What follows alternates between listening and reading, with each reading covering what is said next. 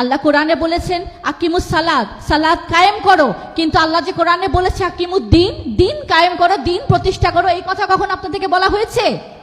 শুধু নামাজ পড়ো, নামাজ পড়ো, নামাজ পড়ো। হ্যাঁ, নামাজ পড়বো, নামাজ আল্লাহ ৮০-৮২ বার আমাকে হুকুম দিয়েছেন কোরআনে, কিন্তু দিন প্রতিষ্ঠা করার হুকুম দিয়েছেন ৬৫০ বারের বেশি। সেই হুকুম কোথায় গেল আমার? আল্লাহ রসুল যখন মানুষের কাছে তৌহিদের ডাক দিয়েছিলেন, আল্লাহ রসুলের সম্পর্কেও কিন্তু অনেক মিথ্যাচার করা হয়েছিল, অনেক গুজব রটনা করা হয়েছিল। তিনি পাগল, তিনি গণক, তিনি জাদুঘর, ইত্যাদি ইত্যাদি। এমনও হয়েছে যে মক্কার যেন আল্লাহ রসুলের কাছে মানুষ না যায় এমন ব্যবস্থা করে রেখেছিল। কিন্তু যারা লুকায় লুকায় গোত্র থেকে আসতো, এসে যখন আল্লাহ রসুলের কথা শুনতো, তখন তারা রসুল্লাহর হাতে বায়াত নিয়ে বলতো, ইয়া রসুল্লাহ, আমি এতদিন যা শুনেছি সম্পূর্ণ মিথ্যা, আপনার ব্যাপারে এত মিথ্যাচার করা হয়েছে। কারা করেছে?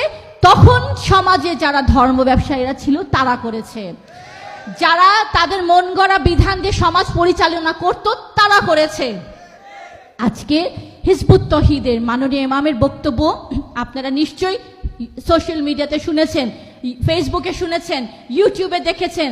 আজকে আমাদের মাননীয় ইমামের সামনে যখন মানুষ এসে বসে, যখন আলোচনা শুনে, তখন বলে, মাননীয় ইমাম, আমি এতদিন আপনাকে ফেসবুকে শুধু গালাগালি করতাম, আপনার ভিডিও আসলে আমি স্ক্রল করে চলে যেতাম যে আপনি ধর্ম নষ্ট করছেন, আপনি ইহুদি খ্রিস্টানের দালাল, কিন্তু আমি কত পথভ্রষ্ট ছিলাম, আমি কত গুমরাহির মধ্যে ছিলাম, আমি মানুষের মিথ্যা গুজবে কত প্রভাবিত ছিলাম, আজকে আমি এসে বুঝেছি।